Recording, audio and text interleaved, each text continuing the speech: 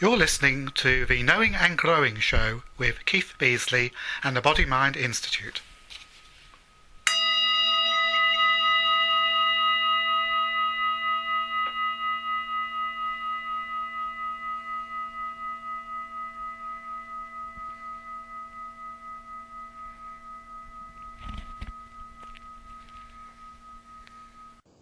Hello and welcome to another edition of the Knowing and Growing Show. As regular listeners will know, that one of the things we're talking about is how there's far more to knowing than what we're formally taught. So there's also those things that we come to know through first-hand experience, like riding a bike or driving a car. But beyond these, there's this deeper inner knowing. Today we're exploring this question of inner knowing in the context of faith. And to help me in this, I have with me Interfaith Minister Helen Newton. Hello, Helen. Hello, Keith. Thank you for inviting me to come and talk to you. Thank you for coming back.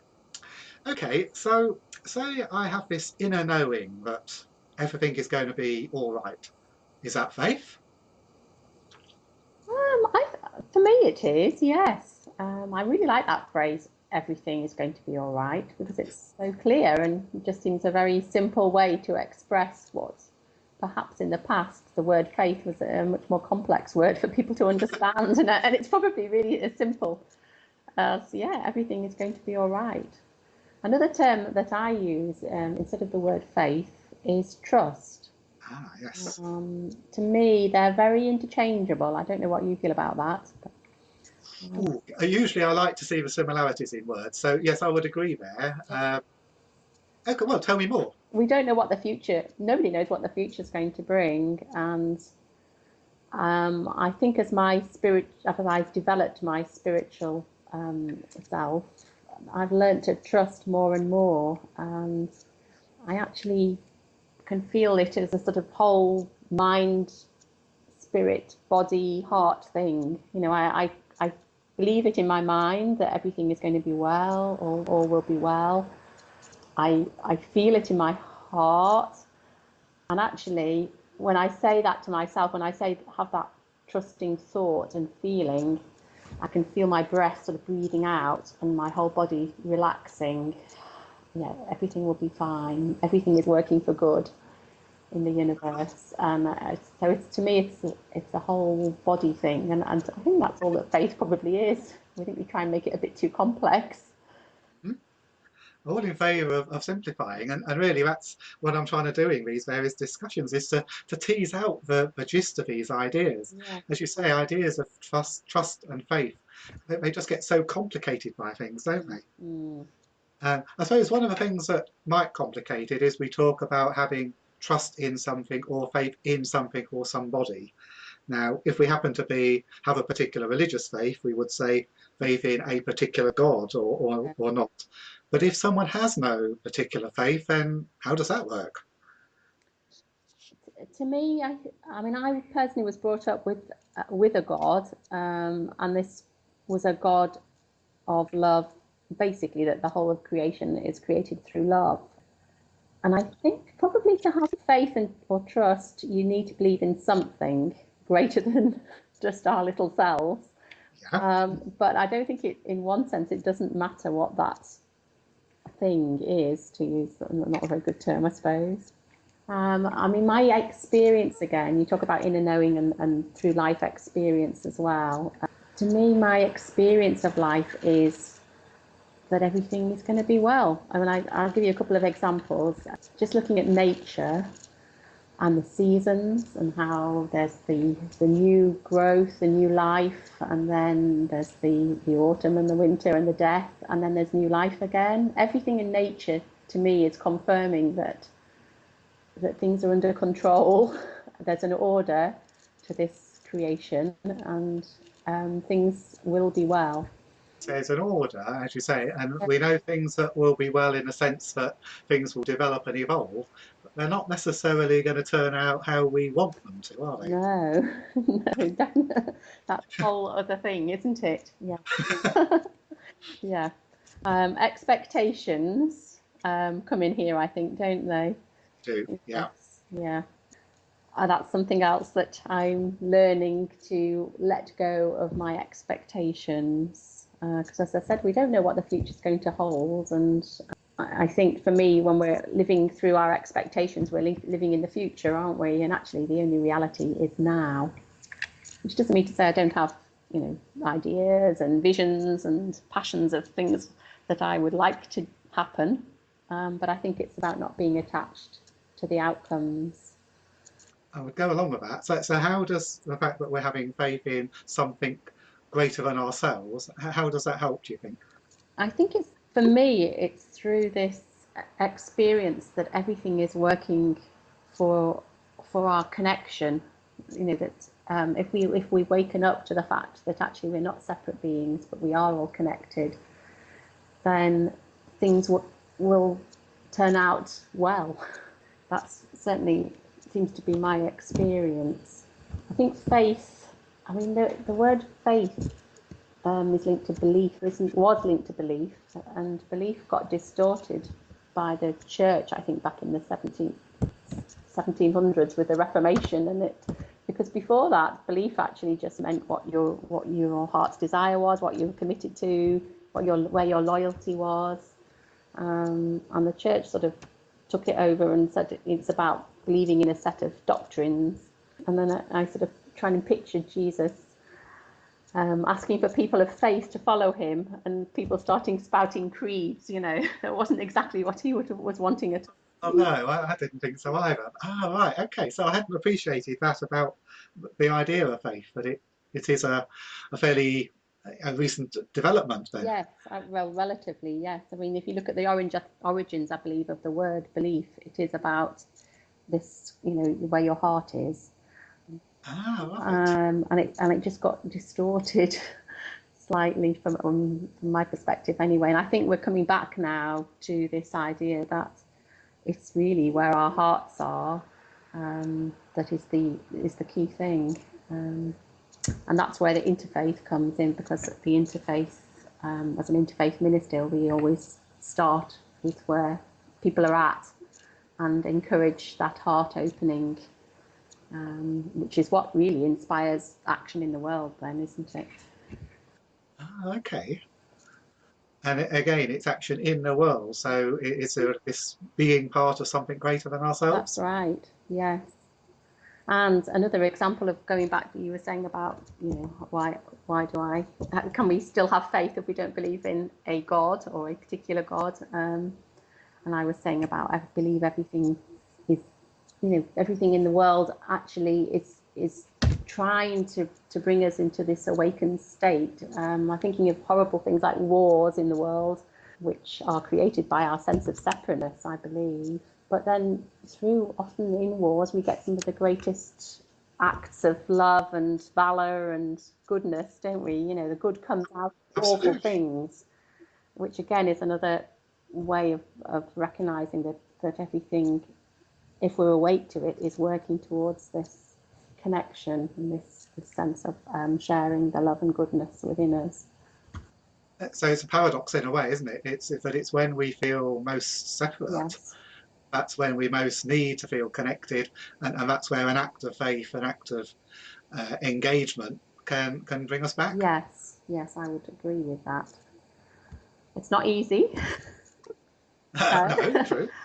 and it takes trust. Yeah, and we'll come back to it's a bit of a going back in circle here, back to faith again, aren't we? And trust. Yeah.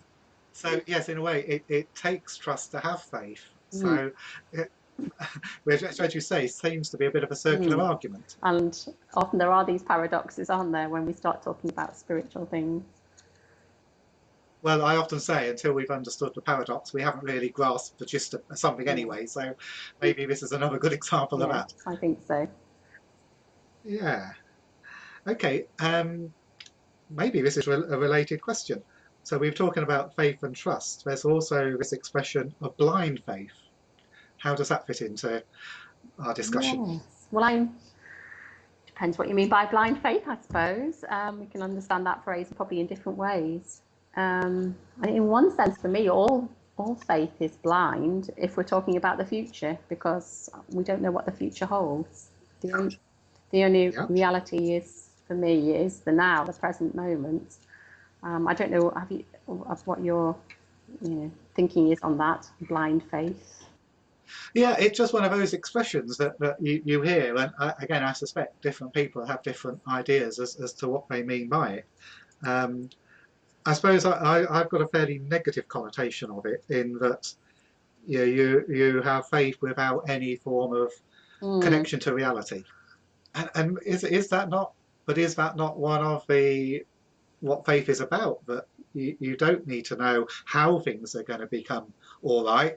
You just know that they are. Yeah, I think so. So in a sense, it is blind, isn't it? I'm Yes. just thinking from my own life experience of when I started out in ministry. I had no idea what I was meant to be doing. I mean, as interfaith ministers, we're self-employed. Nobody tells us what to do, and I just had to have trust or faith that the right people would come to me, and it would become clearer to me over time as to where I should be working, how I should be working with people. Which isn't to say that I didn't do things. I mean, I did a little bit of marketing on different areas, but I did sort of spread that out, and just had to trust that what happened would be, what I should be responding to, and that's how it's worked out. I have to say, it's really beautiful. I know I have quite a wide spread of different forms of ministry, but I didn't know at the start what I would be doing. So, is that an example of where you have had faith and Yeah. it has all come right? Have you got another example you can share Um, with us? yeah, I mean, this is going back to the expectations again, letting go of expectations and not being attached to outcomes. I mean, I would, for example, I'll run a workshop and I'll perhaps hire a hall and advertise it. And I notice these thoughts going through my head. Only 2 people have booked so far. Is this going to be a successful workshop? Is it going to pay for the cost of the hall? And when I have those thoughts, I'm feeling quite unsettled in myself. I notice that, and then I have to, use my self-talk and say to myself, actually, this is, not in my hands. The right people will come to this workshop who need to come to it. If it's only 2, they will be the 2 people that really need to come to it, and it will be perfect. It'll be what it is. And once I let go of those sort of anxious, controlling, if you like, thoughts, I can feel my chattering mind stopping, and I can feel my body relaxing, and I can feel that inner peace. And my experience is that it is always perfect. The right people come to my workshops or whatever it is I'm organising, and accepting that and allowing for that is that letting go of expectations is a really peaceful. I found it a really peaceful place to be. And it is always the expectations of these specific questions, aren't they? Whereas faith is, it will all work out as it needs to be. As you said, it will be perfect, but how it works out in practice, that idea of perfection is not necessarily what we had in No. mind. It's not our expectations. So that's what we Yes, have to let go of, isn't it's it? very easy to think we are in control of our lives. I'm sure I used to feel I was completely in control of my life, but the older I get, the more I realise actually that's not a particularly comfortable place to be. So to have faith, to have trust, means Yes, letting go, yes, surrender's surrendering. a good word, isn't it? Which doesn't mean to say you don't still have your Yes. passion and you put effort into things, because we've been given all our gifts, all our skills, our brains. It doesn't mean you sit back and don't do anything.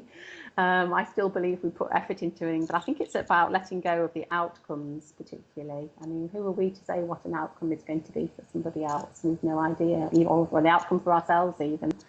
But just trusting that it will be what it will be, and there's no right or wrong, is very freeing for me. Oh, and me. And I suspect one of the reasons why we trouble with faith and trust is because in society today, so much emphasis is put on outcomes, on goals, I just and think all it's those so sort of things, isn't stressful, it? isn't it? I mean, I think I used to be in education, and I It I is. feel so sorry for all the teachers and the head teachers. Just thinking about all the outcomes within education. Yes, it is very stressful.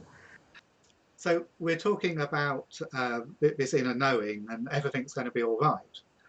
And sometimes we think and feel that, and we have ideas in our mind of what's going to happen. But then things turn out differently because maybe we've been guilty of wishful thinking. So how do we know whether what we have, this sense that something is going to work or not work, is faith? And how do we know if it is just our wants speaking? How That's a can we good tell what we're question, isn't sensing? it? Not an easy one.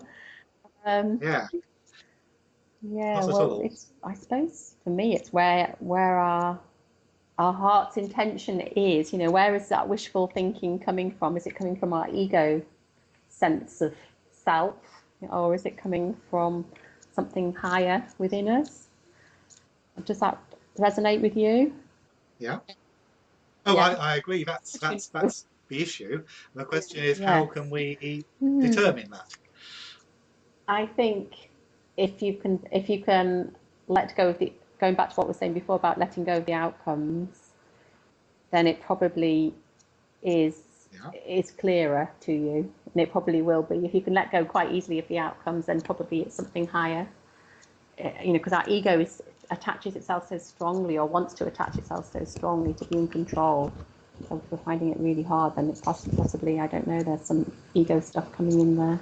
But it's not, I'm finding it is quite hard to give you an answer to, because No, I think what you say is right. And one of the findings I found is that if it is ego speaking, it will have an edge to it. It will be insistent. It will nag.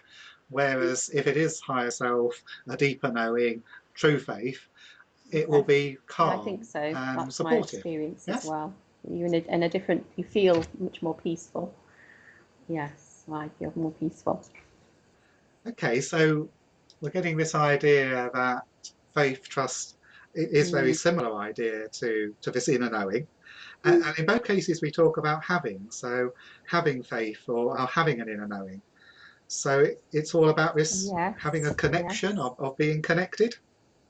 So it's where our conscious mind is aware of and accepting of a higher wisdom, of the collective consciousness of the sacred in all things, without needing to analyze things and yes, and tie we've all things got down we this don't in need to. higher wisdom within us, haven't we? And it's for me, that's part of the spiritual journey, that we're waking up to sort of listening to it. You talk about this inner knowing, um, and and then it.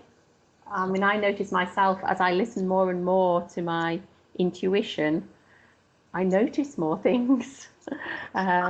Miracles are happening every day. People, every person I meet can be strangers.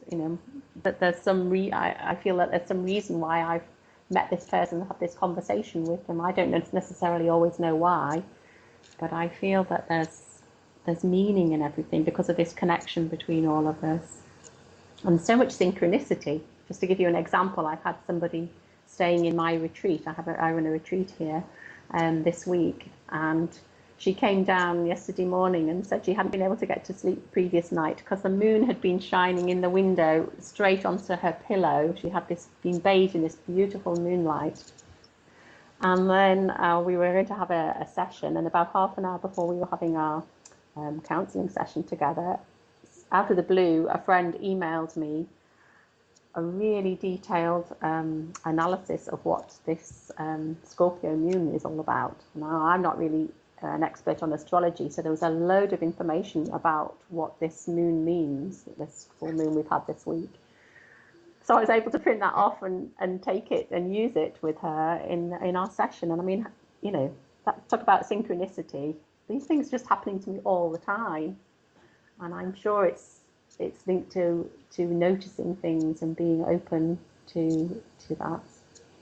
I don't know if you have those sort of experiences as well. Oh, definitely, yes, they do. As you say, you just happen to meet someone and the conversations get going, and before you know it, just some little snippet of Yes, information or contact or something yes. is I could shared which helps one or I or both of you. And I think synchronicity is part of the faith trust thing, isn't it? It's another facet of the diamond. I mean, I'll give you another example. The first time we met was at a meeting we went to in Chester, and there was a group of us, and I just Yeah. had this, how I get these sort of like intuitive thoughts. I need to speak to that man, Keith. Never met him before, but I need to, there's some reason why I need to speak to Keith. And we went the whole day, and lots of other people kept coming up, and I was talking to lots of other people, but I never spoke to you. So I made a real effort just at the end of the meeting to say hi. I didn't know why, just introduce myself. And then I emailed you later, and we have since then, because I just knew that there was some reason, since then we've worked together on various spiritual things, haven't we? So it's just listening, isn't it, to that little We have indeed. voice. Well, I was having exactly the same inner voice say the same about you. So there you go. A lot of people are going through life not listening, or if they just ignore, if they get a little, voice like that, they just ignore it. But actually, it's just try listening to that inner voice, and it's amazing what happens. I think that's what people struggle with, though, isn't it? That just the idea that we have an inner voice, True. they might think it's some psychological disorder. Yes. And I think again, how can you differentiate? It's similar to what you were saying before. It's linked to a feeling often. So if it's not feeling comfortable, then it might not be something you want to be listening to. But if it feels right, I mean, I can't really explain it, but it's just I think the more you listen and to the right voices, the more you know what is the right voices. I would agree. It comes from experience, doesn't it? And so experience builds the faith, builds the trust, and that encourages us to have more experiences and so on in a positive. It's not a vicious circle, is it? What's a positive way of Yeah, saying no, vicious it's a circle? deepening spiral almost. Yeah. Yes, expanding Mm. spiral. So in a little while, I'll ask you to end with some sort of meditation to bring all this together. But have you any other thoughts or feelings or experiences on faith, on trust, and how that ties in with inner knowing? The times in which we're living, and that less and less people are being brought up with a traditional religious faith. I personally was brought up in a traditional Yeah, religious faith, and I feel I've benefited from that. But people aren't having that now, and they're benefiting from the freedom, if you like, of not having, set theology and this ability, freedom to choose and to experiment. But it does probably take a while in that situation, I think, to develop your trust and faith that everything is going to be okay. And this inner knowing we've just been talking about, I think, does take quite a lot of practice, if you like, and experience. And I think it's linked to the things we've been saying about letting go of outcomes, noticing synchronicities and things like that. so in terms of helping people to develop it, Mm. we can say, well, become more aware of these synchronicities, take time to reflect on what's happening and how things are tying together, engage in some sort of meditation, self-healing and so on. And also, as you said right at the start, get out in nature, look at the seasons. Yes, that's one of my main spiritual practices, I have to say. It's just I just feel that connection.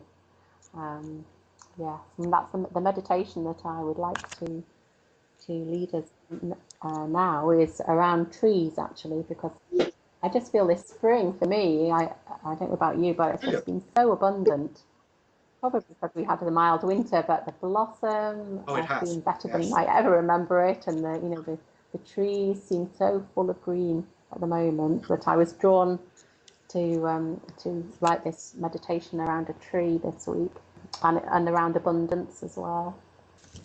So I'll invite our listeners to just make sure that they're sat comfortably with their feet on the floor, so you're grounded if possible. And then to take a breath in, and just as you breathe out, just allow your shoulders to relax. Another breath in, And just allow your face muscles to relax. Around your jaw, where we hold a lot of tension. Muscles around your eyes. And just breathe in as deep as you can, right down through your body, the base of your diaphragm.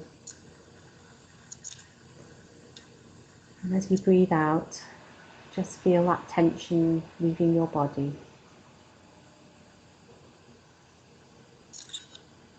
And now I'm going to invite you to come with me on a walk into a wood. So imagine yourself walking through a gate into a woodland. Beautiful, deciduous woodland. The sun is shining, and as you walk in amongst the trees, you notice a host of bluebells in the dappled sunlight. Just stop and soak in their beauty.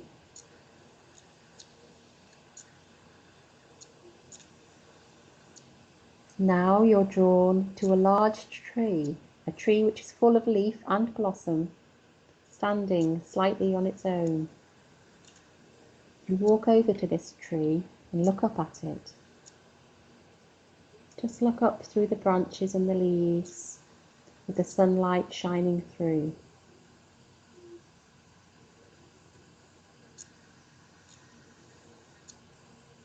Touch the bark of the tree. Is it hard? Is it rough? Is it smooth?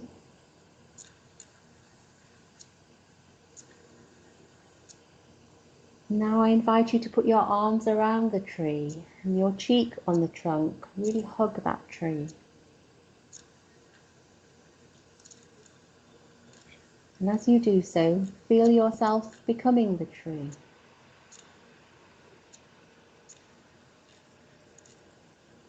Feel your body tall and strong like the trunk of the tree. Imagine the sap rising through your body.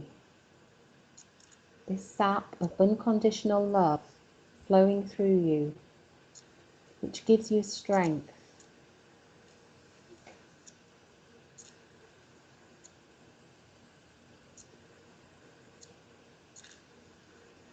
Now imagine your feet have got roots which are growing deep down into the earth. These roots are nourishing you.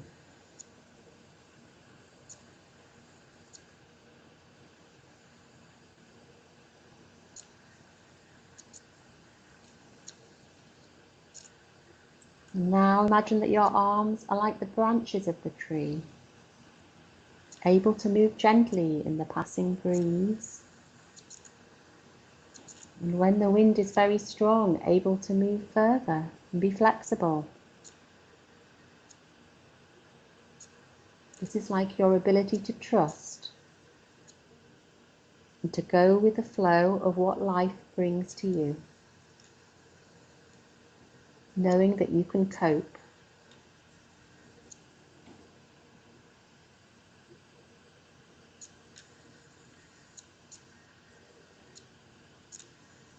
And now look at the abundance of green leaves on your branches.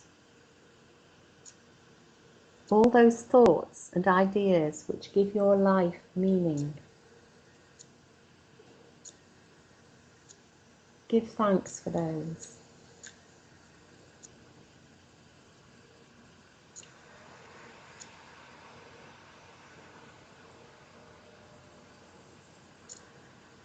And now notice the beautiful blossom coming from the leaf shoots. It is so delicate, so colourful, so beautiful.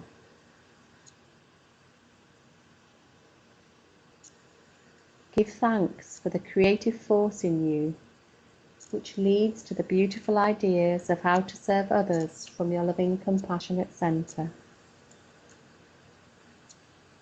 and which will eventually become the fruit.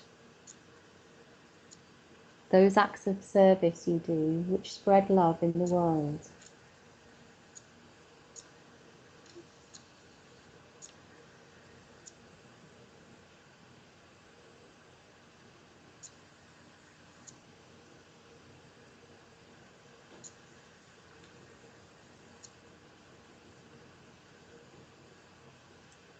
Now I invite you to leave your tree, to step out of your tree,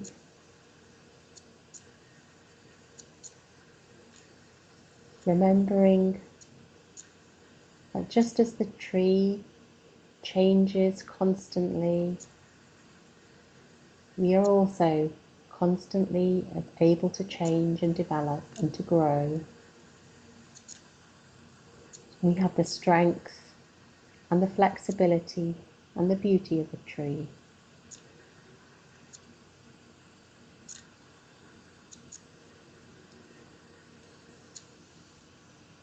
Now I invite you to slowly leave your woodland, thanking nature for all her bounteousness and the symbolism it carries for us. And bring yourself back into your body, where you're sitting. You might like to just move yourself. Take a big breath and open your eyes.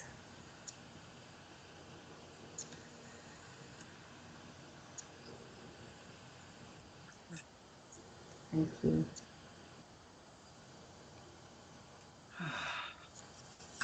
My pleasure. Thank you for inviting me to talk with you. Thank you very much.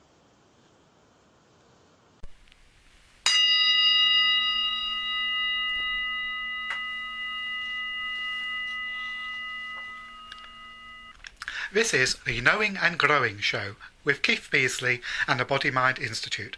Listen in every Friday for insight and inspiration for your weekend ahead.